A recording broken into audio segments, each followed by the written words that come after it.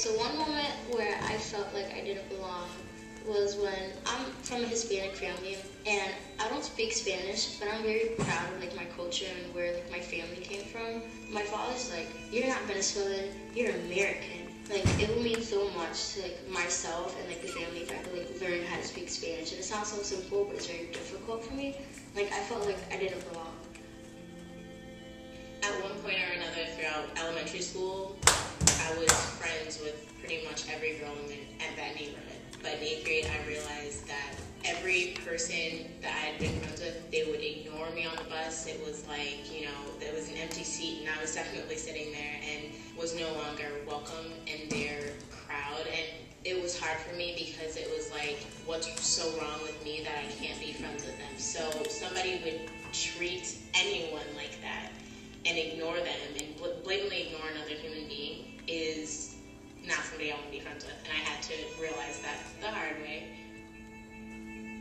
When I was 6 years old, I was the only Jewish kid in my grade school. When there was a Christmas pageant at the school, I didn't know the words to any of the songs.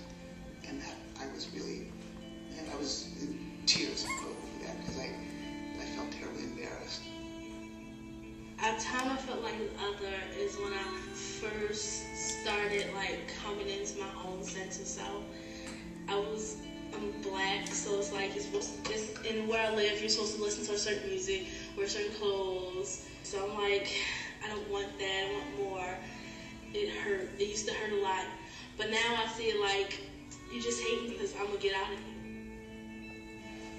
I was moving back from India, and I moved back to America. It was my first day back in 8th grade. This was the first American education I'd had in 5 years. I didn't feel part of anyone's group, anyone's clique, anyone's clan, anyone's tribe. And I remember trying to belong. I realized that wasn't me. To try to get rid of my label was to try to get rid of myself. And I discarded that when I realized that I had to get back to me.